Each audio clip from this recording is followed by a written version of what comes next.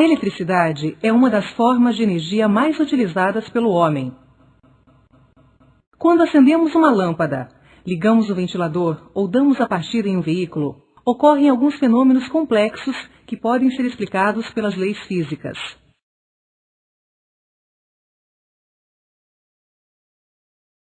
A física é a parte da ciência que investiga as leis fundamentais da natureza e seus fenômenos. É através da física que estudamos as mais diversas formas de energia, como a energia mecânica, a energia térmica, a energia luminosa e a energia elétrica. Mas antes de estudarmos o que é eletricidade, vamos recordar alguns conceitos básicos tais como matéria, átomo, molécula e energia. Matéria. Em física, consideramos como matéria tudo aquilo que possui massa e ocupa lugar no espaço. Molécula. Toda matéria é constituída por átomos que, quando agrupados de maneira ordenada, formam as moléculas.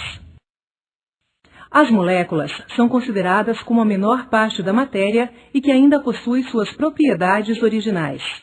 Um exemplo simples é a molécula d'água, constituída de 2 átomos de hidrogênio e 1 átomo de oxigênio. Estrutura atômica. Tudo na natureza é constituído por átomos. Cada átomo possui um núcleo composto por prótons e nêutrons. Os prótons possuem carga elétrica positiva e os nêutrons possuem carga elétrica neutra. Em sua volta, orbitam os elétrons com carga elétrica negativa. Um átomo é considerado eletricamente neutro quando seu número de prótons for igual ao seu número de elétrons. Quando um átomo com carga elétrica neutra recebe ou perde um ou mais elétrons, este átomo é chamado de íon. A remoção de elétrons cria um íon positivo, cátion. O acréscimo de elétrons cria um íon negativo, ânion. Aproximadamente em 450 a.C., os filósofos gregos Demócrito e Leucipo enunciaram que toda a matéria poderia ser dividida sucessivamente até chegar a um ponto impossível de ser dividido.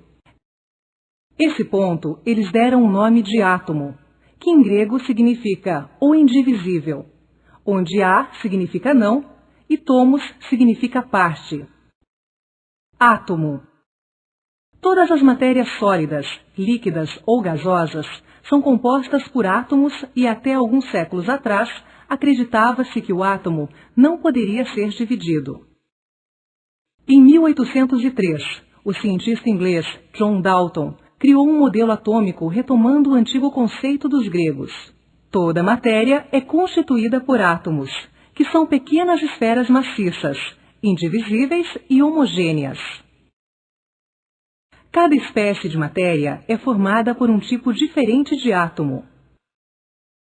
Em 1911, o cientista Rutherford anunciou que o átomo possuía em seu interior grandes espaços vazios e que em seu centro existia um pequeno núcleo com densidade. Segundo seus estudos, descobriu-se que o núcleo possuía partículas com carga positiva, prótons, e que os elétrons, partículas com carga negativa, giravam em órbitas circulares, eletrosfera, ao redor do núcleo. Em 1913, Niels Bohr criou um modelo atômico mais aprimorado, semelhante ao sistema solar. Em 1915, Sommerfeld admitiu as camadas eletrônicas que são as órbitas onde os elétrons giram, eletrosfera. Em 1932, o físico inglês Chadwick constatou que os átomos continham em seu núcleo, além dos prótons que lhe conferiam carga positiva, outras partículas, porém com carga elétrica neutra e com massa aproximadamente igual à de um próton. Essas partículas receberam o nome de nêutrons. Desta forma, podemos dividir o átomo em núcleo, composto de prótons e nêutrons. Eletrosfera. São órbitas, camadas, denominadas pelas letras K, L, M, N, O, P e Q, onde os elétrons giram em alta velocidade atraídos pelo núcleo. Prótons. Partículas presentes no núcleo do átomo e possuem carga elétrica positiva. Nêutrons. São partículas também presentes no núcleo do átomo e não possuem nenhuma carga elétrica. Elétrons. Possuem carga elétrica negativa e movimentam-se em alta velocidade na eletrosfera de um átomo. Os elétrons da órbita de valência, determinam a condutibilidade elétrica do material. Lei da atração e repulsão entre cargas elétricas. Cargas elétricas iguais se repelem. Cargas elétricas diferentes se atraem. Os elétrons estão dispostos em várias órbitas ao redor do núcleo do átomo. Cada órbita possui uma quantidade diferente de elétrons. A última órbita é chamada de órbita de valência. Os principais materiais utilizados em eletrônica têm as suas características determinadas pela quantidade de elétrons dessa camada. Tomemos como exemplo o cobre, que é largamente utilizado para a condução de eletricidade. Um átomo de cobre possui 4 órbitas, e em seu núcleo há 29 prótons. Na última órbita existe apenas um elétron, que é denominado elétron livre. A energia que liga este elétron ao núcleo do átomo é praticamente nula. O número de elétrons livres de um material determina sua condutibilidade elétrica. Veja a diferença entre alguns materiais. Prata, 47 elétrons, 5 órbitas. Ferro, 26 elétrons, 4 órbitas. Quando o átomo possuir a mesma quantidade de prótons e elétrons, ocorre um equilíbrio elétrico.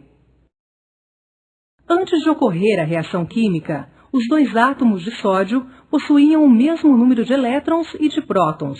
Portanto, os 2 átomos eram eletricamente neutros. Quando um átomo perde elétrons para o outro, os 2 se transformam em íons. Existem 2 tipos de íons. Íon negativo é quando um átomo ganha um ou mais elétrons em uma reação. O íon negativo é também chamado de cátion. Íon positivo é quando um átomo perde um ou mais elétrons em uma reação. O íon positivo também é chamado de ânion. Nos metais, os átomos encontram-se muito próximos um do outro. Os materiais que são considerados bons condutores de eletricidade possuem elétrons livres, que devido à proximidade dos átomos e à pequena força de atração, fazem com que os elétrons mudem constantemente de forma desordenada de um átomo para outro, independentemente do condutor estar ligado a uma fonte. A mudança ordenada dos elétrons de um átomo para o outro em um condutor é chamada de corrente elétrica. Assim que surge um elétron livre em um metal, falta carga negativa ao átomo do qual ele veio. Este átomo passa a ser um íon positivo. No entanto, o condutor continua a possuir muitos elétrons com carga positiva. De acordo com o tipo desse movimento, podemos classificar a corrente elétrica em 2 tipos: corrente contínua e corrente alternada. Corrente contínua é quando os elétrons se movimentam em um único sentido. Geralmente, esse tipo de corrente elétrica é produzida por pilhas ou baterias. As baterias também são conhecidas como acumuladores. Durante a sua descarga, as baterias transformam energia química em energia elétrica. Conforme o tipo de material que constituem as baterias, elas podem ou não serem recarregadas. Durante o processo de recarga de uma bateria, acontece o inverso do processo de descarga. Neste caso, a bateria transforma energia elétrica em energia química. As baterias sempre possuem polaridade definida, positivo e negativo. Corrente alternada é quando os elétrons não possuem sentido de movimento definido, ou seja, seu movimento alterna constantemente no interior do condutor. Neste tipo de corrente elétrica, a polaridade da fonte também se alterna. A corrente alternada pode ser identificada por AC, CA ou VCA. O instrumento utilizado para medir a corrente elétrica, seja contínua ou alternada, é o amperímetro. A mudança de polaridade que ocorre na corrente alternada pode variar dentro de um determinado tempo. O tempo em que ocorre essa troca de polaridade é chamado de ciclo. A quantidade de ciclos é medida por segundos, S, determinando assim a frequência da fonte. A unidade de medida de frequência é o Hertz, representada pelo símbolo Hz. Se a frequência de uma determinada fonte é de 1 kHz, significa que o ciclo desta fonte está variando 1000 vezes por segundo. No Brasil, a corrente elétrica utilizada nas casas é alternada e possui uma frequência de 60 Hz, ou seja, a polaridade se alterna 60 vezes por segundo. Esse tipo de corrente elétrica é produzida por fontes que normalmente utilizam o eletromagnetismo para produzir energia. O instrumento de medição da frequência elétrica é o frequencímetro. Tensão elétrica. Tensão elétrica é a força que empurra a corrente elétrica. Esta força é causada por uma diferença de potencial elétrico entre os polos de uma fonte, também conhecida como DDP, diferença de potencial. Veja como exemplo 2 caixas d'água. Neste caso, a caixa com nível de água mais elevado possui maior pressão em sua base. O fluxo de água ocorre até que a pressão entre as suas bases fiquem iguais, ou seja, quando os níveis se igualarem, não haverá mais diferença de pressão e nem fluxo de água. O exemplo utilizado na caixa de água é semelhante ao que ocorre em uma bateria. De um lado, temos as placas positivas com falta de elétrons, e de outro lado, temos as placas negativas com excesso de elétrons. A diferença de elétrons entre as placas negativas e as positivas é chamada de diferença de potencial elétrico, DPP, ou tensão elétrica. Quando um consumidor elétrico é ligado aos polos da bateria, a diferença de potencial irá provocar o movimento dos elétrons, do polo negativo em direção ao polo positivo. Enquanto houver diferença de potencial, haverá corrente elétrica. Quando a quantidade de elétrons do polo positivo se igualar ao do polo negativo, a bateria estará descarregada. Dessa forma, podemos concluir que sem a diferença de potencial elétrico, tensão elétrica, não haverá corrente elétrica. O equipamento utilizado para medir a tensão elétrica é o voltímetro, seja ela contínua ou alternada. Neste exemplo, podemos observar que se a altura da caixa d'água for elevada e for mantida a mesma restrição na ponta do cano, o fluxo de água irá aumentar devido à maior pressão. Em um circuito elétrico, se for aumentado o valor da tensão aplicada, a corrente elétrica também aumentará proporcionalmente. Um circuito elétrico é composto basicamente de fonte de alimentação, condutor, consumidor e interruptor. Interpretação de esquemas elétricos. Existem 2 sentidos para interpretar um esquema elétrico: o sentido convencional e o sentido eletrônico. Analisando um esquema elétrico, sabemos que os elétrons viajam por um condutor seguido de um polo negativo para o polo positivo. Porém, devemos interpretar os esquemas como se a corrente elétrica fluísse do polo positivo para o polo negativo. Resistência elétrica. Chamamos de resistência elétrica a dificuldade imposta por certos materiais à passagem da corrente elétrica. Qualquer consumidor em um circuito elétrico constitui uma resistência. Até mesmo os fios ou cabos desse circuito são uma resistência. A resistência elétrica é medida em ohms, que é representada pela letra grega ômega. A resistência elétrica é medida com um ohmímetro. Para medir resistências com valores elevados, é utilizado o megômetro, que também mede a resistência dos isolantes.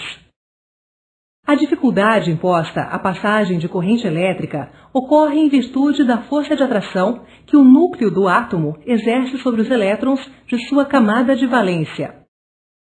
Quanto maior o número de elétrons em sua camada de valência, maior será a força de atração pelo núcleo e, consequentemente, maior será a dificuldade para se remover esses elétrons de seu átomo. Condutores.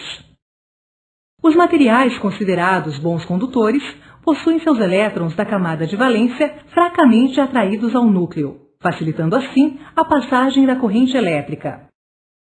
Em alguns materiais, a corrente elétrica flui com maior ou menor facilidade. A facilidade apresentada à passagem de corrente elétrica é chamada de condutância, que é representada pela letra G. Isolantes. Isolantes são as substâncias que praticamente não deixam passar a corrente elétrica devido à sua elevada resistência elétrica. Nos materiais isolantes, os elétrons da camada de valência são fortemente atraídos para o núcleo, dificultando assim a passagem da corrente elétrica. Os materiais mais utilizados como isolantes elétricos são borracha, porcelana, mica e os plásticos em geral. Normalmente, a mica é utilizada quando o isolamento elétrico acontece em ambientes com altas temperaturas. Qualquer material existente na natureza pode se tornar um condutor, dependendo da tensão aplicada sobre ele. Resistores. Resistores são componentes eletrônicos que dificultam a passagem da corrente elétrica e podem assumir várias funções em um circuito elétrico. Possuem seus elétrons da camada de valência mais atraídos ao núcleo que os condutores e menos atraídos que os isolantes, permitindo assim a passagem da corrente elétrica com certa dificuldade. A dificuldade imposta pelos resistores à passagem da corrente elétrica provocará o aquecimento do resistor.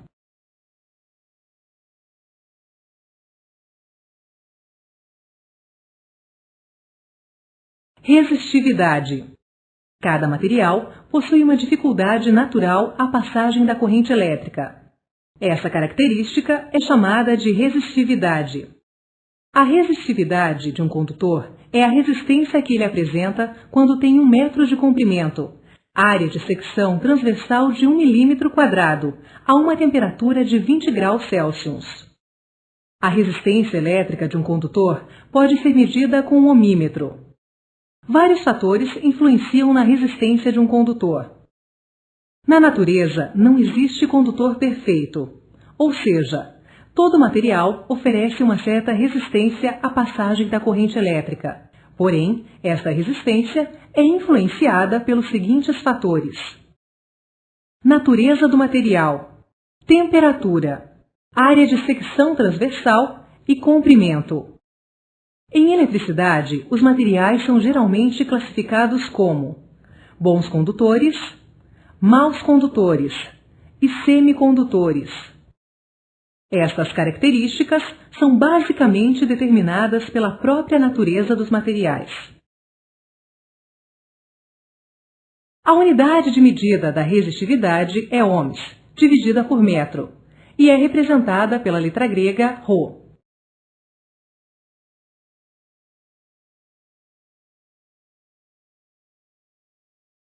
Comprimento do condutor. Quanto maior for o comprimento do condutor, maior será a distância que a corrente elétrica terá que percorrer e, consequentemente, maior será a sua resistência elétrica. Pode-se compensar a resistência elétrica aumentando a sua área de secção transversal. Secção transversal do condutor. Quanto maior for a área de secção transversal do condutor, maior será a sua condutibilidade elétrica e, consequentemente, menor será a sua resistência. A área de secção transversal e o comprimento do condutor são valores que sempre devem ser considerados para determinar a alimentação de um certo consumidor a uma determinada distância. Temperatura do condutor. Todos os materiais sofrem influência da temperatura quanto à sua condutibilidade elétrica, alguns mais, outros menos. A maioria dos materiais, quando submetidos ao aumento de temperatura, aumentam também a sua resistência. Isso acontece devido ao aumento da vibração de seus átomos, devido ao aumento da temperatura, o que dificulta a passagem dos elétrons. Alguns materiais possuem um comportamento contrário, e outros praticamente não alteram sua resistência em função da temperatura. O aumento da temperatura eleva a resistência nos metais e diminui a resistência elétrica nos carvões e nos líquidos. Algumas ligas metálicas, como níquel-cromo e de cobre-níquel, permanecem com a sua resistência praticamente inalteradas com a variação da temperatura. Observe na tabela as unidades elétricas mais utilizadas, sua simbologia, unidades de medidas e instrumentos de medição.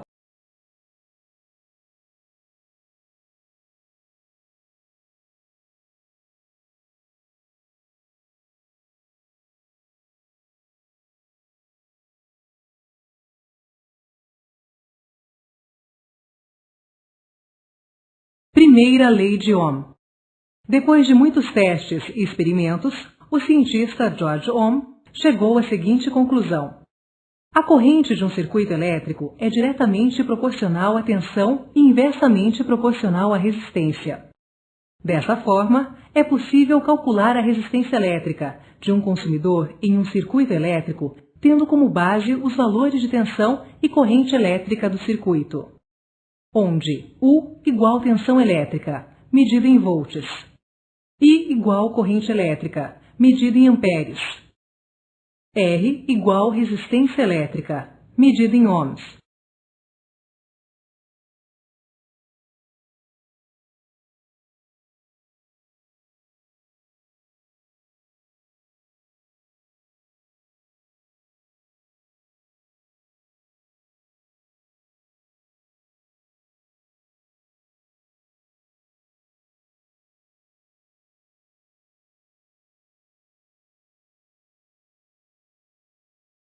Potência elétrica é a capacidade que um determinado consumidor possui em realizar um trabalho.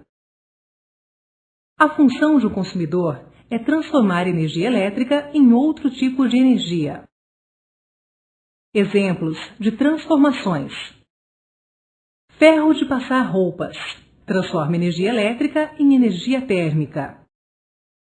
Lâmpada transforma energia elétrica em energia luminosa. A potência elétrica é medida em watts, cujo símbolo é a letra W. A potência elétrica de um consumidor é diretamente proporcional à tensão e à corrente elétrica consumida. Se tivermos o valor da tensão utilizada e o valor da corrente consumida por um determinado consumidor, é possível calcular a sua potência. P, potência elétrica, medida em watts. U, tensão elétrica, medida em volts. I, corrente elétrica, medida em amperes.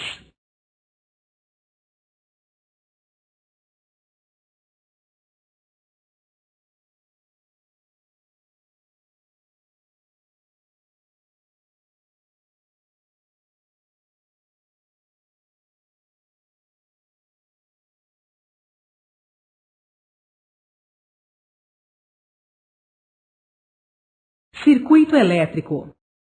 Circuito elétrico é o caminho fechado por onde circula uma corrente elétrica.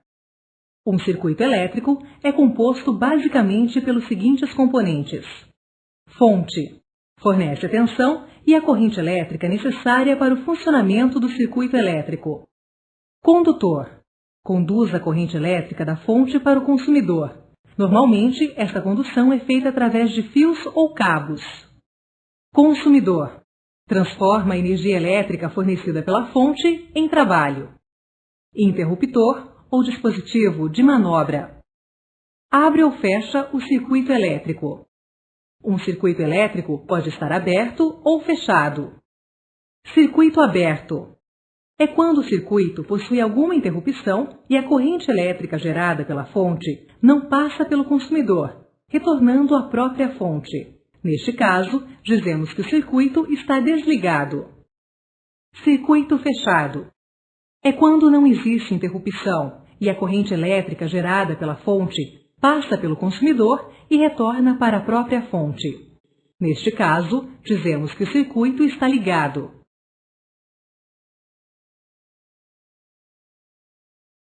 Curto-circuito. Curto-circuito é quando o circuito se completa diretamente sem a presença do consumidor. Geralmente, quando isso ocorre, a corrente elétrica é muito elevada, provocando grandes danos principalmente aos condutores, podendo causar desde incêndios a graves acidentes. Para a proteção dos circuitos elétricos, é necessária a instalação de dispositivos que protejam o circuito de uma corrente muito elevada. Exemplos de protetores: fusíveis, disjuntores e outros. Se aplicarmos a lei de Ohms para o cálculo de corrente em um curto-circuito, considerando uma resistência com valor igual a zero, o resultado será uma corrente infinita. Circuito em paralelo. Todos os consumidores encontram-se ligados diretamente aos polos da fonte e funcionam de forma independente. Nesse tipo de circuito, os nós de ligação de mesmo tipo, positivo ou negativo, de consumidores ou fontes de tensão, estão ligados entre si. Assim, todos os consumidores ligados em paralelo estão ligados à mesma fonte de tensão, sendo que cada um deles podem ser ligados ou desligados independente um do outro. No circuito em paralelo, a corrente elétrica é dividida entre os consumidores. Porém, a tensão elétrica entre eles é sempre a mesma. Com isso, é possível concluir que em um circuito elétrico ligado em paralelo, a corrente elétrica se divide para os consumidores de maneira proporcional ao consumo de cada um. A corrente elétrica total do circuito elétrico ligado em paralelo será igual à soma das correntes elétricas existentes em cada consumidor. No circuito ligado em paralelo, se um consumidor se danificar, os outros continuam funcionando normalmente. Circuito em série. Nos circuitos ligados em série, os consumidores se encontram ligados em sequência. Todos os consumidores são ligados de forma que a corrente elétrica, que passa por um consumidor, é a mesma corrente elétrica que passará pelo próximo, e assim sucessivamente até retornar à fonte. Nesse tipo de ligação, a tensão elétrica fornecida pela fonte é dividida entre os consumidores. Porém, a corrente elétrica fornecida é a mesma em qualquer ponto do circuito. No circuito elétrico ligado em série, a corrente elétrica possui um único caminho a ser percorrido. Portanto, se houver falha em um dos consumidores, automaticamente os outros deixarão de funcionar. Em um circuito ligado em série, a corrente elétrica é a mesma em todos os pontos do circuito. Porém, a tensão elétrica se divide entre os consumidores. Resistência equivalente em série. Nesse tipo de circuito, a resistência total dos consumidores de um circuito ligado em série é igual à soma das resistências existentes no circuito. No circuito em série, cada consumidor recebe apenas uma parte da tensão total. Em cada consumidor de um circuito ligado em série, existe uma queda de tensão que está proporcionalmente associada à sua resistência.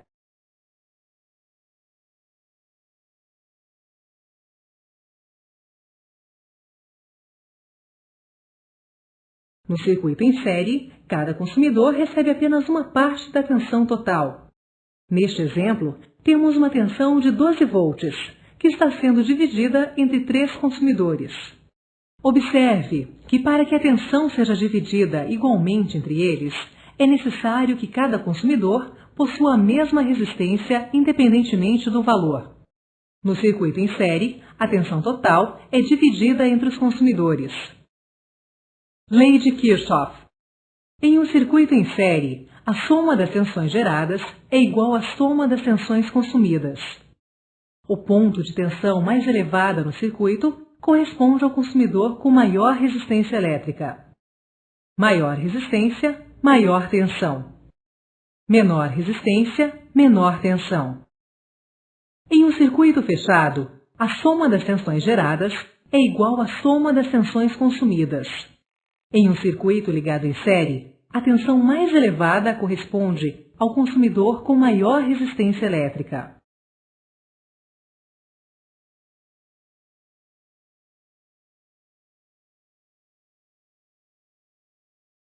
Para calcular o valor da tensão dividida entre os resistores de um circuito ligado em série, siga os seguintes passos.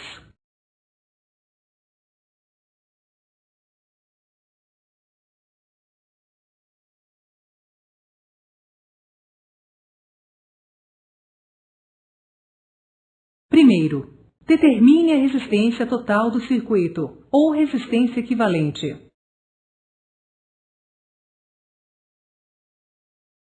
Segundo, utilizando a fórmula da lei de Ohm, calcule a corrente do circuito.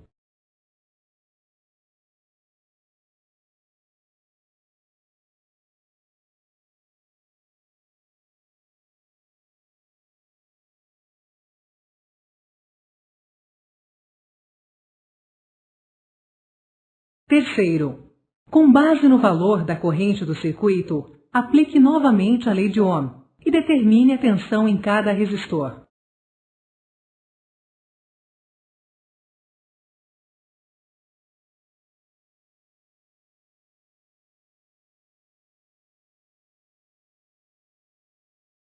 O valor encontrado na soma das tensões deve ser igual ao valor fornecido pela fonte.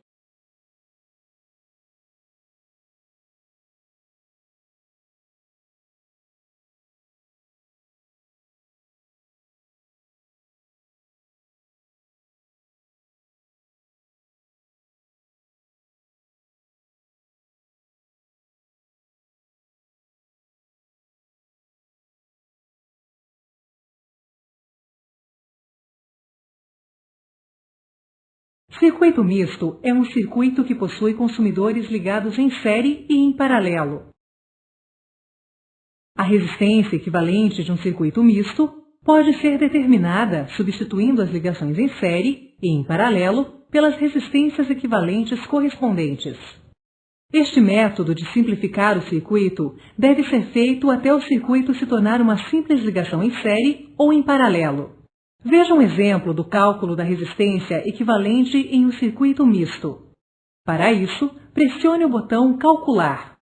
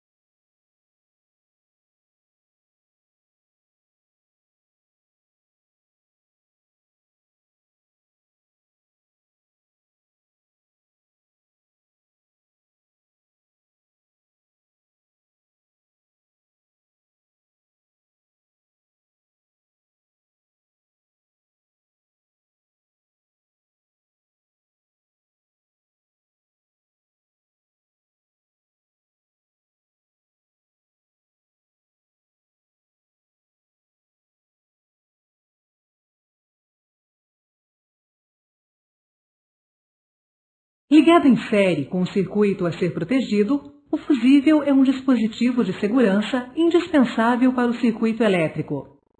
Sua principal função é proteger o circuito ou chicote elétrico caso ocorra um curto-circuito.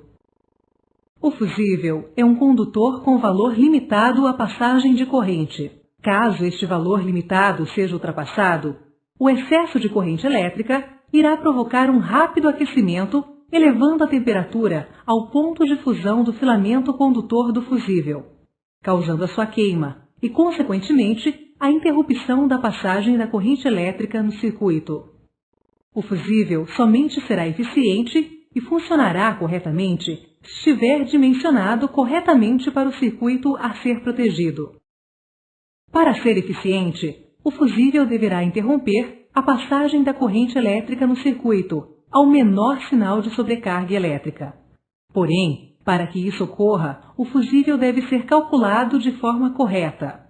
O valor do fusível nunca deve ultrapassar em 30% o valor da corrente elétrica consumida.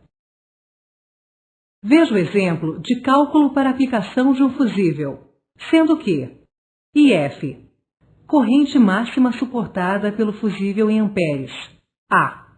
IC, corrente elétrica do circuito em amperes, A.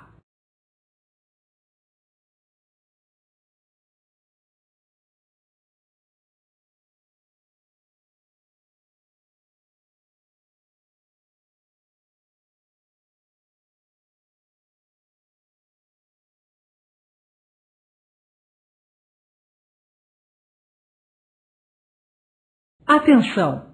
Nunca utilize um fusível com capacidade maior que aquele especificado para o circuito elétrico. Caso ocorra uma sobrecarga no circuito, poderá acontecer danos gravíssimos aos componentes do sistema elétrico do veículo. Os multímetros podem ser analógicos ou digitais. Devido ao grande número de componentes eletrônicos inseridos nos atuais veículos, o multímetro comum do tipo analógico não somente é inadequado para o uso, como também pode danificar os circuitos internos dos módulos eletrônicos.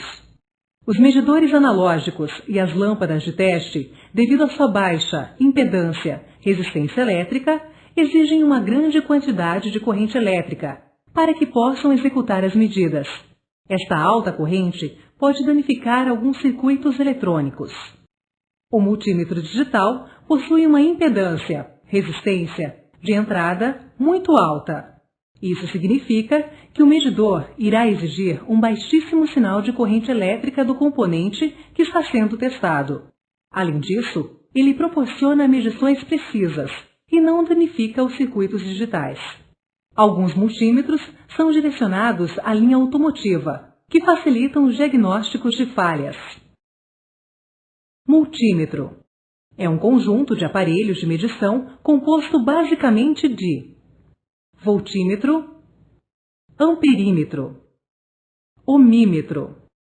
O multímetro automotivo, além dos instrumentos básicos, possui também termômetro, RPM do motor, teste de diodo, ângulo de permanência, tempo de injeção, frequência.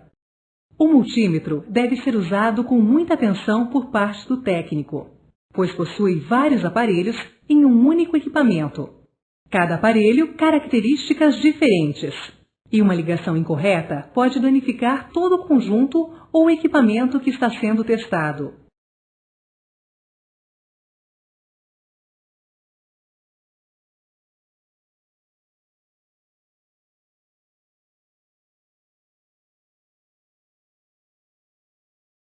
Utilizando o ohmímetro. O ohmímetro possui a sua própria fonte de alimentação para a leitura do valor da resistência em que está sendo medida. Portanto, o circuito ou componente a ser medido deve estar sempre desenergizado. As pontas de medição do ohmímetro possuem polaridade, mas dependendo do componente ou circuito a ser medido, não há alteração de leitura se a polaridade estiver invertida. Selecionar adequadamente a escala do instrumento em função dos valores a serem medidos. Se a medição realizada for feita diretamente em um circuito, o técnico deve conhecer muito bem o circuito em questão, ou ter em mãos o seu diagrama elétrico, para evitar medições erradas de componentes ligados em paralelo com o que está sendo medido. Cuidado! Nos ohmímetros analógicos, a corrente elétrica utilizada pelo instrumento para determinar a resistência de um determinado circuito ou componente é muito elevada, comparado aos ohmímetros digitais. Neste caso, o instrumento pode danificar o componente ou circuito que está sendo medido. Utilizando o amperímetro. O amperímetro somente deve ser ligado em série com o circuito a ser medido. Antes de executar a medição com o instrumento, deve-se calcular o valor da corrente que será medida. Se a corrente medida superar a capacidade máxima do instrumento, ocorrerá danos ao instrumento ou a queima de seu fusível. As pontas de medição do amperímetro possuem polaridade e não devem ser invertidas. Se o instrumento for digital, o valor da leitura será mostrado com sinal negativo. Em caso de se utilizar um amperímetro analógico, a polaridade nunca deve ser invertida, podendo assim danificar o instrumento. Selecionar adequadamente a escala do instrumento em função dos valores a serem medidos. Cuidado! Ao selecionar a função de amperímetro, deve também mudar a posição do cabo vermelho. Após utilizar o amperímetro, o cabo vermelho deve ser recolocado na posição anterior. Isto evitará dano se a próxima medida a ser executada exigir uma ligação em paralelo com uma determinada fonte. A ligação do amperímetro deve ser sempre em série. Nunca deve ser ligado em paralelo com a fonte. Este procedimento provocará um curto-circuito, podendo causar a queima do instrumento. Existem instrumentos distintos para efetuar testes em corrente contínua e corrente alternada. Quando a corrente a ser medida for muito alta, é necessário o uso de um instrumento que utilize uma pinça amperimétrica. Utilizando o voltímetro. O voltímetro deve ser ligado em paralelo à fonte ou ao circuito a ser medido. Selecionar o instrumento para medir tensão contínua, DC, ou tensão alternada, AC. O instrumento possui polaridade definida. Em caso de voltímetros analógicos, a polaridade nunca deve ser invertida. Selecionar corretamente a escala do instrumento, respeitando o valor máximo admissível. Em 1780, Luigi Galvani descobriu a eletricidade produzida por dois materiais diferentes. Alguns anos mais tarde, Alexandre Volta enunciou a teoria dos contatos. Dois corpos heterogêneos colocados em contato apresentam uma diferença de potencial. Quando dois condutores de materiais diferentes são imersos em uma solução salina, é gerada uma tensão entre os polos desses condutores. Esses polos são denominados eletrodos. Este conjunto é chamado de pilha e tem como função transformar energia química em energia elétrica. Quando se acrescentam ácidos, soluções alcalinas ou sais à água, ela transforma-se em um condutor elétrico. Esse condutor é denominado eletrólito. As pilhas recarregáveis são denominadas elementos secundários ou acumuladores de carga. O exemplo mais conhecido é a bateria do veículo. As baterias utilizadas nos veículos possuem eletrodos de chumbo, Pb, e de ligas de chumbo, sendo que a mais comum é o dióxido de chumbo, PbO2. O eletrólito é uma solução aquosa, composta de ácido sulfúrico, H2SO4, diluído em água destilada, H2O. Veja os principais componentes de uma pilha.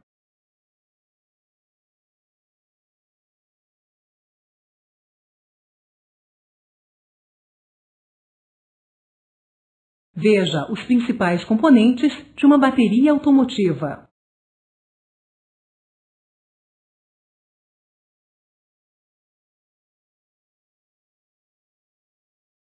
Bateria.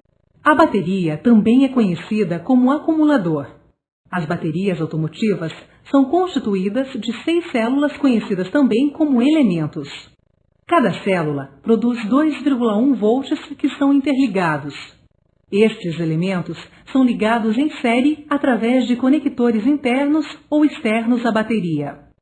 Uma bateria possui uma tensão nominal de 12 volts.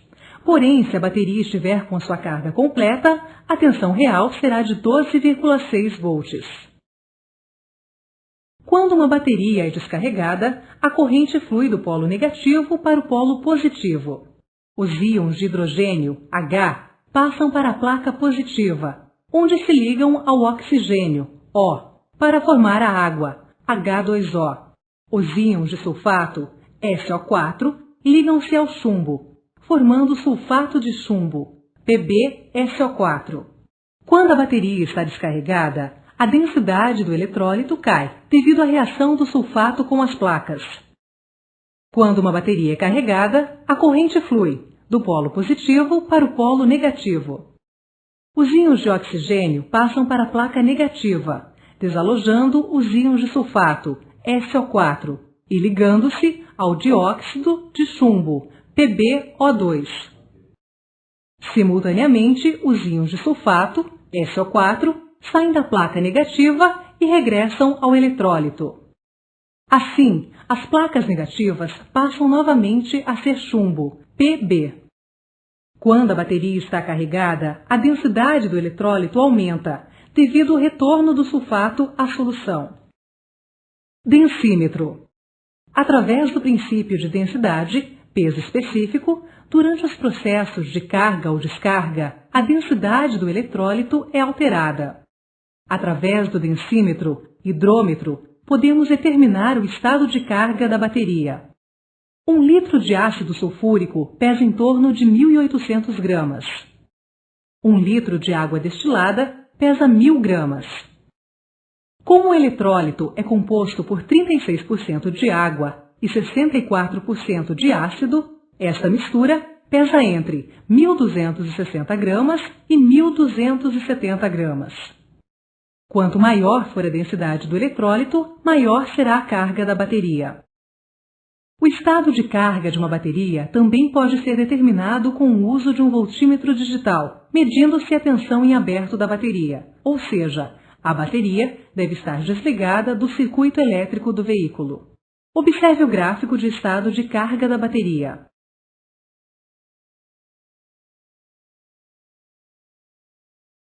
Identificação das baterias. As identificações mais importantes de uma bateria são: capacidade nominal, C20. É a capacidade de descarga em amperes-hora, que uma bateria carregada manterá uma temperatura ambiente de 27 graus centígrados durante um período de 20 horas, sem que a tensão em seus polos caia abaixo de 10,5 volts. O valor fornecido na indicação da bateria deve ser dividido pelas 20 horas, para que se encontre o valor hora da capacidade nominal da bateria. CCA, Cold Cranking Amperes, corrente de partida a frio. A principal função da bateria é fornecer energia elétrica ao motor de partida. Quando o motor do veículo é acionado após a partida, é responsabilidade do alternador suprir a corrente elétrica necessária para o funcionamento dos demais componentes do veículo.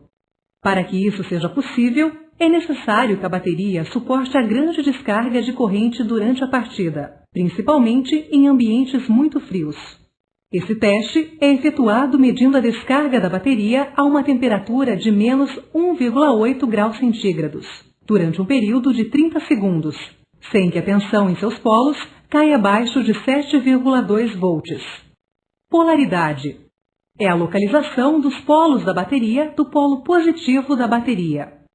A letra D indica que o polo positivo está localizado no lado direito, enquanto a letra E indica que o polo positivo está localizado no lado esquerdo. Reserva de capacidade. É o tempo em minutos que uma bateria totalmente carregada fornecerá energia para o sistema elétrico do veículo, se houver uma falha no alternador. Esse teste é efetuado com uma corrente de descarga de 25 amperes a uma temperatura de 27 graus centígrados, até a tensão entre os polos da bateria atingir 10,5 volts. Associações de baterias em série. Em uma associação de baterias em série, a tensão total do circuito é igual à soma das tensões individuais das baterias que o compõem. Nas baterias automotivas, quando uma das baterias estiver muito descarregada, ela isola a passagem de corrente fornecida pela bateria de maior tensão, e a tensão medida não será a soma das mesmas. Durante o processo de carga, ocorrerá o mesmo efeito. Associações de baterias em paralelo. Em uma associação de baterias em paralelo, a capacidade de fornecimento de corrente elétrica total do circuito é igual à soma das capacidades individuais das baterias que os compõem. A tensão nominal do conjunto permanece relativo à bateria com maior tensão. Resistores. Os resistores geralmente são os componentes mais simples de um circuito eletrônico e têm como principal função apresentar um determinado valor de resistência elétrica em algum ponto do circuito, com a finalidade de reduzir ou dividir tensões. Os resistores são classificados basicamente em 3 tipos. Resistor fixo possui um único valor de resistência. Resistor de enrolamento, composto de um enrolamento de fio com resistência especial, um fio metálico normalmente de níquel ou cobre, enrolado em forma de bobina. Este tipo de resistor trabalha com potências elevadas e suportam altas temperaturas. Resistor de película. Estes resistores possuem um corpo cerâmico revestido com camadas de carbono, metal ou óxido metálico resistivo. Esta camada é a que efetua a função de resistência elétrica. O seu valor é determinado pela espessura desta película. Alguns resistores possuem seu valor de resistência indicado por uma tabela com código de cores e possuem um conjunto, corpo cerâmico e película resistiva, revestido com silicone para suportar condições severas de uso, como impactos e vibrações.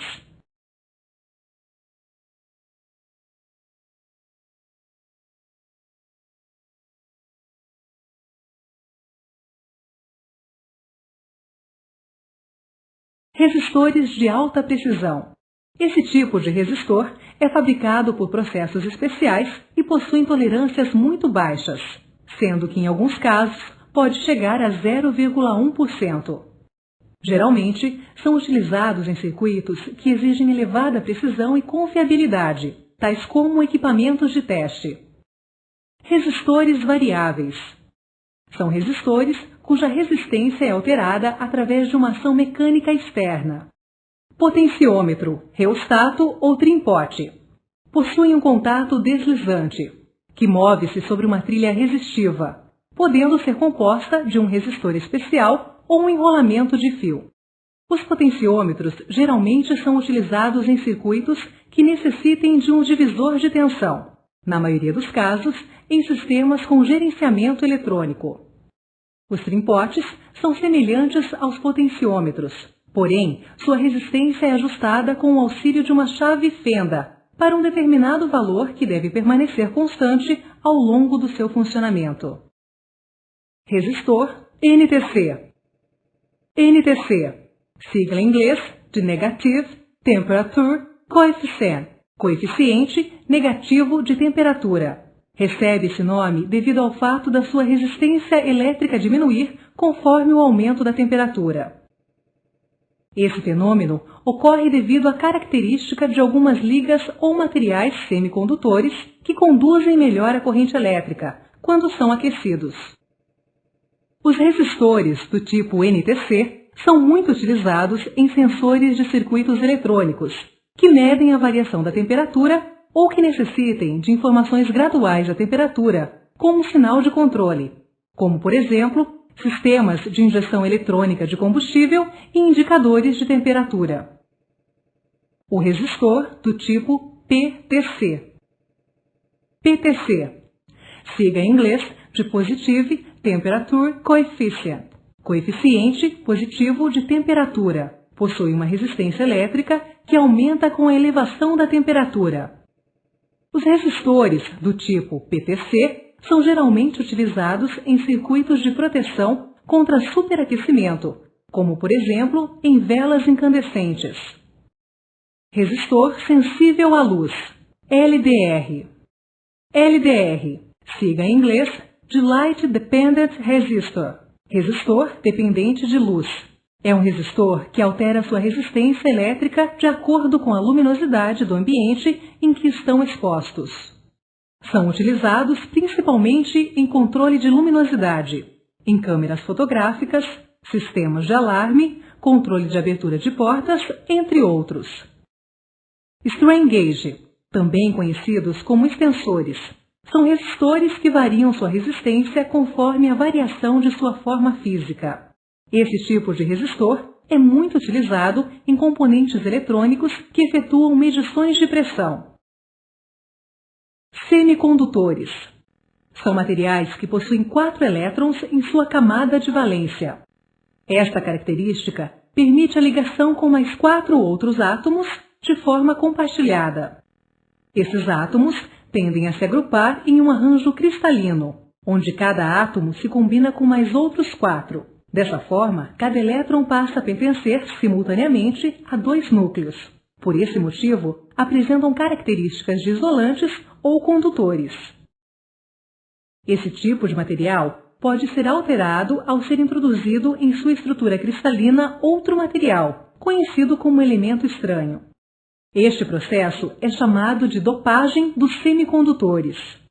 Os elementos estranhos são denominados impurezas, que têm a função de alterar a estrutura cristalina dos semicondutores, melhorando e alterando suas propriedades. Através desse processo, é possível obter 2 tipos de cristais. Cristais do tipo N, que são produzidos pela presença de um átomo com 5 elétrons na camada de valência. A inserção é feita dentro da estrutura cristalina. Dessa forma, fica excedente um elétron nas ligações de valência. Cristais do tipo P, que são produzidos pela presença de um átomo com 3 elétrons na camada de valência. A inserção é feita dentro da estrutura cristalina. Dessa forma, fica faltando um elétron ou sobra uma lacuna nas ligações de valência.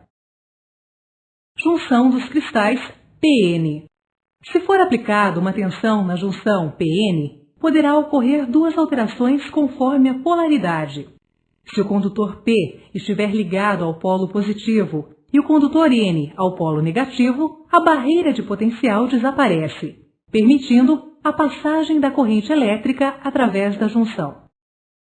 Se o condutor P estiver ligado ao polo negativo e o condutor N ao polo positivo, a barreira de potencial aumenta, bloqueando a passagem da corrente elétrica através da junção. Diodo. O diodo é constituído pela junção de 2 pastilhas de materiais semicondutores, sendo uma de cristal N e outra de cristal P, formando assim uma junção PN. Os diodos atuam como uma válvula elétrica unidirecional, conduzem a corrente elétrica apenas em um único sentido. A passagem da corrente é no sentido do ânodo, positivo, para o cátodo, negativo. O sentido de passagem da corrente elétrica expresso no diodo está considerando o sentido convencional. Portanto, devemos interpretar que a corrente segue do positivo para o negativo, ou seja, da seta para a barra. Quando aplicado de maneira a permitir a passagem da corrente elétrica, o diodo comporta-se como um condutor, porém possui um valor máximo de corrente. Se esse valor for ultrapassado, o diodo será danificado de maneira semelhante ao fusível. Quando aplicado de maneira a impedir a passagem da corrente elétrica, o diodo comporta-se como um isolante, porém possui um valor máximo de tensão. Se este valor for ultrapassado, o diodo permitirá a passagem, entrando em curto-circuito. Neste caso, o circuito ficará aberto. Retificação de corrente alternada. É o processo na qual a corrente alternada transforma-se em corrente contínua. Para isso, é utilizado um elemento chamado diodo retificador. Tipos de retificação de corrente alternada. Retificação de onda completa. Nesse processo, é utilizado um conjunto de no mínimo 4 diodos, de forma que seja possível aproveitar o ciclo completo de uma corrente alternada. Nos alternadores, existe um conjunto de diodos, formando a placa retificadora, que tem por função transformar a corrente elétrica alternada produzida pelo estator em corrente contínua, para o uso do sistema elétrico do veículo. Retificação de meia onda. Nesse processo, é utilizado apenas um diodo para efetuar a retificação de apenas uma parte de um ciclo da corrente alternada.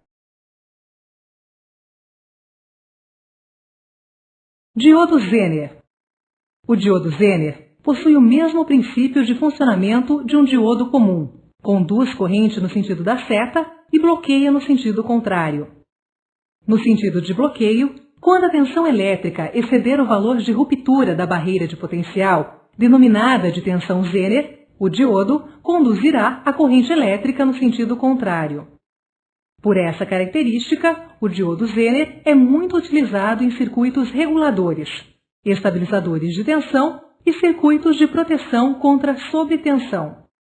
Os alternadores atuais utilizam o diodo Zener para retificação de corrente. Neste caso, todos os ruídos produzidos pelo alternador durante a geração de corrente ficam limitados à tensão Zener de 40 volts. Diodo emissor de luz, LED. O LED, Light Emitting Diode, funciona como um diodo comum. Porém, quando polarizado no sentido de passagem da corrente elétrica, emite uma luz que pode ser visível ou invisível, infravermelho. IRED, Infrared Emitting Diode. O elemento químico utilizado na fabricação do LED é o gás de gálio. De acordo com o tipo de material usado na dopagem do gás na junção do LED, a luz emitida pode assumir várias cores: verde, vermelho, amarelo, laranja e azul. Amplamente utilizado em equipamentos eletrônicos, o LED pode assumir várias funções. Pode ser usado como um simples diodo, indicador luminoso, luz de lanterna, teste de polaridade e em controle remoto. O LED é um diodo. Quando utilizado como indicador luminoso, deve sempre ser ligado em série com um resistor, para que haja limitação de corrente. Caso não seja ligado corretamente, ocorrerá queima do LED. Transistor. Um transistor é muito parecido com um relé. Utilizando uma pequena corrente elétrica, o transistor é acionado, podendo comandar um circuito onde a corrente de trabalho é maior. As vantagens na utilização do transistor são ausência de contatos mecânicos, rapidez no acionamento e baixíssimo consumo de corrente elétrica para o seu funcionamento. Constituído por 3 camadas de cristais semicondutores, de acordo com sua construção pode ser de 2 tipos, NPN ou PNP. O transistor possui 2 junções PN, nas quais se formam as barreiras de potencial. De acordo com a sua construção, essas camadas recebem os seguintes nomes: emissor, E. Emite carga positiva para transistores PNP ou carga negativa para transistores NPN. Base, B. Esta é a camada central do transistor. Controla a passagem de carga enviada pelo emissor. Coletor, C. O coletor recebe a carga enviada pelo emissor. Funcionamento do transistor. Em um transistor NPN, se for ligado o polo negativo de uma fonte ao emissor e o polo positivo ao coletor, os elétrons do coletor deslocam-se em direção ao polo positivo. As lacunas da base são repelidas pelo potencial positivo e deslocam-se para a junção entre a base e o emissor. Em consequência, a barreira de potencial entre o coletor e a base aumenta e não ocorre a passagem de corrente elétrica. Os elétrons do emissor são repelidos pelo potencial negativo da fonte de tensão e movem-se em direção à junção entre o emissor e a base, tal como sucedeu com as lacunas da base. Assim, a junção entre o emissor e a base desaparece. Se for adicionado uma baixa tensão positiva à base, o fluxo de elétrons do emissor para a base é feito através da junção PN. O coletor que se encontra ligado ao potencial positivo atrai a maior parte dos elétrons, que se encontram na camada da base, que é sugado através da junção PN entre a base e o coletor. Consequentemente, sai corrente do coletor. Uma pequena parte da corrente do emissor regressa à fonte de tensão da base, formando assim a corrente de base, ou corrente de controle. A relação entre a corrente do coletor e a corrente de base recebe o nome de amplificação de corrente contínua. O mesmo processo também se aplica ao transistor PNP, com exceção que se deve levar em conta as diferenças de polaridade e de corrente. Através da alteração da tensão na base, por meio de um potenciômetro, faz com que a corrente do coletor seja aumentada ou diminuída, ou ainda ligada ou desligada. Desta forma, o transistor pode ser usado não só como amplificador, mas também como interruptor. Se for utilizado um transistor como interruptor, é criado no transistor uma tensão base-emissor, no sentido de passagem. A tensão aplicada tem de ser maior do que a tensão limiar, ou seja, tensão necessária para vencer a barreira de potencial da junção base-emissor, a fim de deixar passar a corrente do coletor.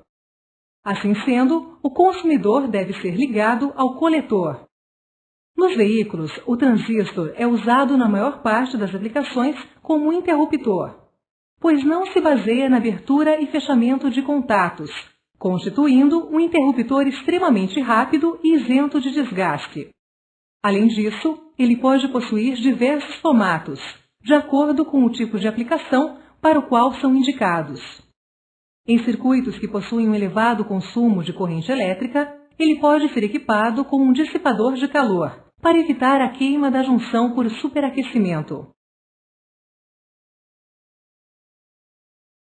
Capacitores. Os capacitores são componentes capazes de armazenar corrente elétrica por um tempo limitado quando conectados a uma fonte.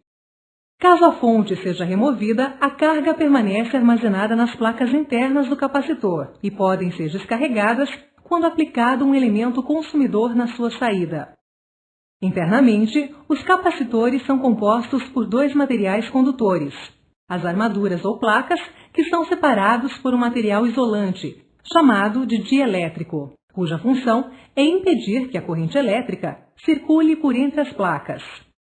Existem diversos tipos de capacitores, de poliéster, cerâmicos, eletrolíticos e outros, dependendo do material usado na confecção dos condutores ou do dielétrico. Os capacitores são selecionados de acordo com a sua capacitância. A sua unidade de medida para capacitância é o fará, que é representada pela letra F. Os capacitores são divididos em 3 grupos que variam de acordo com os materiais utilizados na sua fabricação. Ar e mica, utilizados em capacitâncias variáveis, como nos sintonizadores de rádio. Papel, cerâmica e plástico. Possuem capacitâncias relativamente baixas e mantêm as suas características ao longo do tempo. São utilizados em quase todos os equipamentos eletrônicos. Eletrolíticos. Neste tipo de capacitor, o isolante é formado por uma reação eletroquímica. Caracterizam-se por apresentar alta capacitância em tamanhos reduzidos. São utilizados em fontes e motores de corrente alternada. Espessura do dielétrico. Quanto mais fina a camada do dielétrico, mais próximas ficam as placas. Sendo assim, maior a capacidade de armazenamento e maior a capacitância do conjunto. Natureza do dielétrico. Quanto maior a capacidade de isolação do dielétrico, maior a capacidade de armazenamento do capacitor. Para manter o tamanho de um capacitor dentro dos limites moderados, as armaduras e dielétricos são enrolados sob a forma de cilindro em alguns modelos de capacitores. Alguns capacitores possuem polaridade de ligação e são denominados de capacitores eletrolíticos, muito utilizados como filtro de pulsos em circuitos de fontes elétricas. Os capacitores não permitem a passagem de corrente elétrica contínua, porém, se comportam como um condutor na presença de corrente alternada. Esse fator é muito utilizado para filtro de agudos em ligações de circuitos de áudio. Quando o capacitor é montado em um circuito, deve ser observado o valor máximo de tensão que o capacitor pode suportar, ou mesmo poderá ser danificado. Espessura do dielétrico. Quanto mais fina a camada do dielétrico, mais próximas ficam as placas. Sendo assim, maior a capacidade de armazenamento e maior a capacitância do conjunto. Magnetismo. É a propriedade que certos materiais possuem que os torna capazes de atrair metais ferrosos. Magnetismo natural. É a característica magnética encontrada naturalmente nos materiais que são chamados de ímãs naturais. Ímãs. São elementos que possuem uma certa organização em sua estrutura atômica, de tal forma que suas moléculas possuam a propriedade do magnetismo. As propriedades magnéticas são largamente utilizadas em equipamentos elétricos, como motores elétricos, geradores, alto-falantes, equipamentos eletrônicos e equipamentos de medição. Externamente, a área de maior atração magnética em um ímã são as suas extremidades. Daí a razão de definirmos os polos magnéticos de um ímã. Como a atração diminui à medida que deslocamos para o centro do ímã, foi definida então a existência de uma linha neutra no centro do ímã dividindo os polos magnéticos. Como esses polos eram atraídos pelos polos terrestres, ficaram então definidos como polo norte, N, e polo sul, S. Lei da atração e repulsão entre os polos magnéticos. Polos iguais se repelem e polos diferentes se atraem. Esta lei é conhecida como lei da inseparabilidade entre polos magnéticos. Por mais que se divida um ímã em partes cada vez menores, as partes sempre terão seus polos definidos norte e sul. Campo magnético. Esta é a área onde atuam as linhas de força magnética em um ímã. Também foi adotado por convenção que essas linhas de força saem do polo norte e se movimentam em direção ao polo sul. As linhas de força magnética são um meio para entender e quantificar o campo magnético. Sua concentração é maior nos polos de um ímã, devido à intensidade do campo magnético nas regiões polares. Eletromagnetismo. É todo o efeito magnético provocado em um condutor por ação da passagem de uma corrente elétrica. Princípio do eletromagnetismo. Todo condutor, ao ser submetido à passagem da corrente elétrica, sofre uma orientação no movimento das partículas em seu interior. Este fenômeno produz um campo magnético proporcional à intensidade da corrente elétrica. As linhas de força deste campo magnético são em forma de circunferências concêntricas, num plano perpendicular ao condutor. Regras para aumentar o campo magnético produzido por um condutor. Aumentar a corrente elétrica. Quanto maior a corrente elétrica que atravessa o condutor, maior será o campo magnético produzido. Enrolar o condutor em forma de espiras. Inserir no interior das espiras um núcleo feito de material ferroso. Isso provocará a magnetização do núcleo ferroso e aumentará consideravelmente o campo magnético produzido pela bobina. Eletroímã. É a denominação utilizada a um conjunto bobina-núcleo ferroso com o objetivo de utilizar o campo magnético produzido pela passagem da corrente elétrica.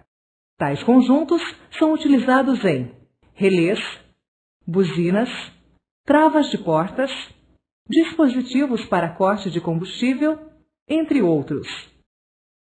Relé. Um relé é composto por eletroímã, armadura móvel e conjunto de platinados. Os relés são considerados como interruptores magnéticos, que utilizam o campo magnético produzido por um pequeno eletroímã para comandar o acionamento do conjunto de platinados.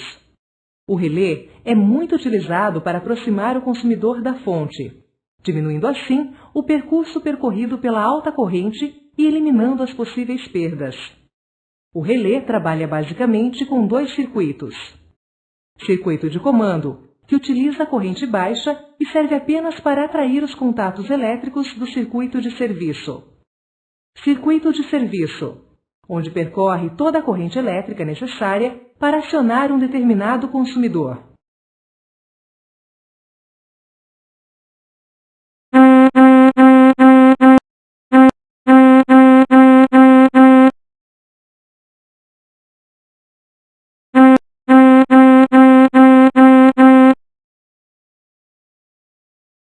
Tipos de relés. Existem 3 tipos básicos de relés: relé normal aberto, relé normal fechado e relé normal aberto e fechado. O relé normal aberto energiza o circuito de serviço somente quando o circuito de comando também estiver energizado. Este tipo de relé também é conhecido como relé auxiliar. No relé normal fechado, O circuito de serviço permanece energizado somente pelo tempo necessário para que o circuito de comando seja energizado. O relé normal aberto e fechado alterna a alimentação de trabalho para dois circuitos distintos. Atenção! Existem relés onde o acionamento do eletroímã é feito por um circuito eletrônico. Estes relés servem apenas para a função em que foi projetado. Em alguns relés, é comum a utilização de um diodo, ligado em paralelo ao circuito de comando. Neste caso, os terminais de ligação possuem polaridade definida. Solenoides. Trata-se de um eletroímã cujo núcleo ferroso é móvel. Com a alteração do campo magnético, este núcleo movimenta-se, vencendo a força da mola que o mantém em repouso. Este tipo de componente também é conhecido como motor primitivo, muito utilizado em eletroválvulas pneumáticas e acoplamentos eletromecânicos. Motores elétricos. São elementos que transformam energia elétrica em energia mecânica. Funcionamento. Quando a corrente elétrica passa pela bobina do induzido, ela produz um campo magnético oposto ao campo magnético existente nas sapatas polares, provocando assim a repulsão do conjunto e, consequentemente, causando o movimento do induzido. Como a passagem da corrente elétrica no induzido é mantida constante pelo conjunto escovas e coletor laminado, o movimento do induzido se torna contínuo. Enquanto o induzido estiver sendo alimentado pela corrente elétrica, ele permanecerá em movimento.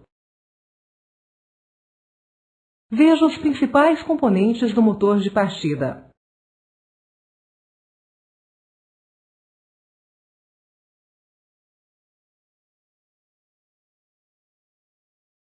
Indução eletromagnética. Em todo condutor que corta ou é cortado pelas linhas de força de um campo magnético, é induzida uma tensão elétrica. Essa tensão elétrica é proporcional à intensidade e concentração das linhas de força do campo magnético que corta o condutor, velocidade com que o campo magnético passa pelo condutor, comprimento do condutor que corta o campo magnético, princípio da autoindução. Quando uma bobina é alimentada com corrente elétrica, ela produz um campo magnético que induz uma tensão de autoindução na própria bobina.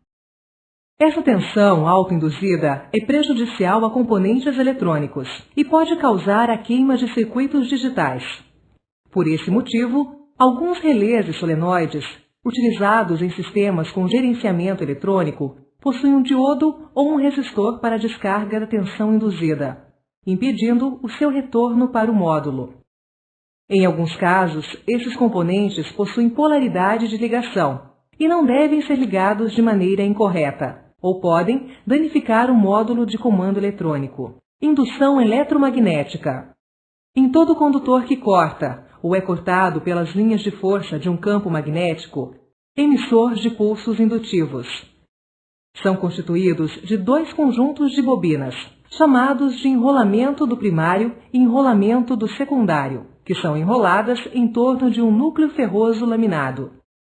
Ao ser aplicada uma corrente elétrica no enrolamento do primário, é produzido um campo magnético amplificado pelo núcleo laminado, capaz de provocar a indução de uma tensão elétrica no enrolamento do secundário, que pode ser inferior ou superior à tensão aplicada no primário. Por esse motivo, o transformador pode ser utilizado para aumentar ou reduzir a tensão de uma fonte. É muito utilizado em veículos, como conversores de voltagem, transformadores e bobinas de ignição. Transformadores. Composto por no mínimo um enrolamento primário e um enrolamento secundário, é muito utilizado em veículos como conversores de tensão, transformadores e bobinas de ignição. Alternadores. Também conhecidos como geradores, utilizam a indução eletromagnética para transformar a energia mecânica do movimento de rotação do motor do veículo em energia elétrica. A energia produzida é utilizada para suprir as necessidades da bateria e de todos os sistemas elétricos do veículo. Componentes do alternador. Coletor permite o contato elétrico entre o enrolamento do rotor e o regulador de tensão. Eixo recebe o movimento rotativo do motor através da polia, suporta a bobina de campo, ventiladores e rolamentos. Enrolamento do rotor produz campo magnético conforme a tensão requerida pelo regulador de tensão. Estator reduz a corrente elétrica necessária para alimentar os sistemas elétricos do veículo e carregar a bateria. Rotor, construído de aço doce, alterna a polaridade do campo magnético sobre os enrolamentos do estator. Carcaça, suporta todos os componentes do alternador e permite a sua fixação ao motor do veículo. Retificador, transforma a corrente alternada produzida pelo estator em corrente contínua. Regulador de tensão, mantém a tensão produzida pelo alternador entre 15,5 e 14,5 volts. Regulador de tensão. Como a tensão elétrica produzida pelo alternador pode variar de acordo com a velocidade do motor, existe uma necessidade desta tensão permanecer sob o controle, para evitar danos ao sistema elétrico do veículo. A maneira mais prática de controlar a tensão é aumentando ou diminuindo o campo magnético produzido pelo rotor. Isso é feito pelo regulador de tensão, que normalmente é incorporado ao próprio alternador. A função do regulador de tensão é cortar a alimentação do rotor sempre que a tensão produzida pelo alternador estiver próximo a 14,7 volts, voltando a alimentá-lo quando a tensão se aproximar de 13,5 volts.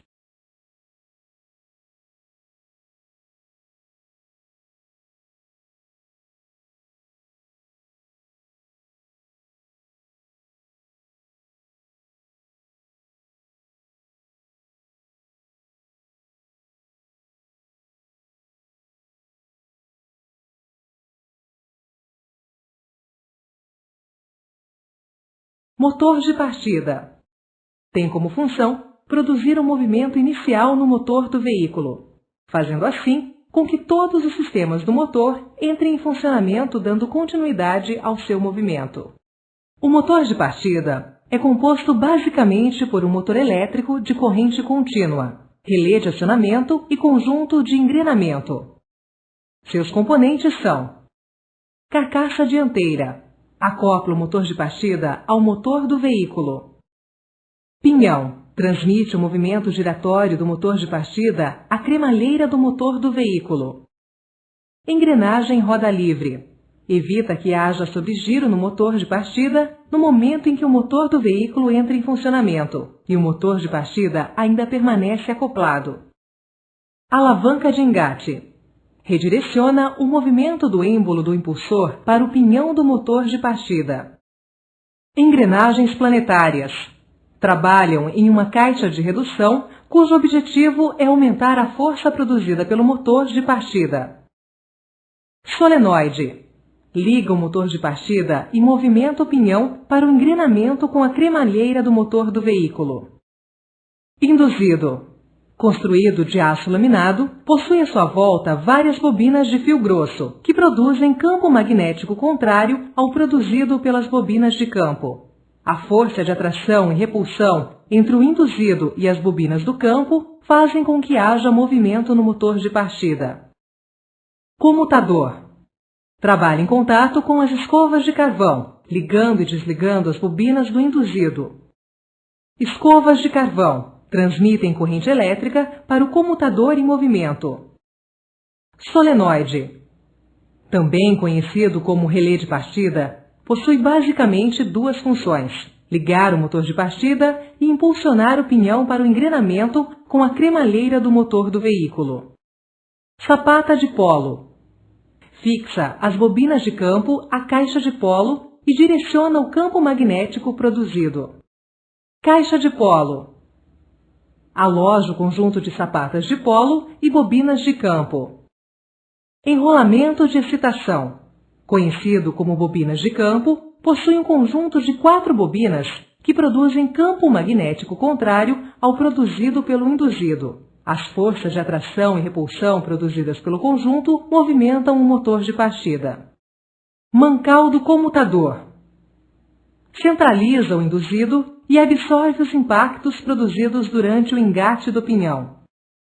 Funcionamento. Ao girar a chave de ignição para a posição 3, a corrente elétrica sai da bateria, passa pelo comutador de ignição e segue para alimentar a bobina do relé auxiliar, protegida por um fusível. Neste instante, o relé auxiliar atraca e direciona a corrente da bateria diretamente para o solenoide do motor de partida. Dentro do solenoide de partida, a bobina de chamada e a bobina de retenção são energizadas, para que o êmbolo do solenoide se movimente e ligue o motor de partida, garantindo o engrenamento do pinhão à cremalheira do motor do veículo. Após o engrenamento e com o motor de partida ligado, a bobina de chamada é desligada, diminuindo assim a corrente sobre os contatos do relé auxiliar.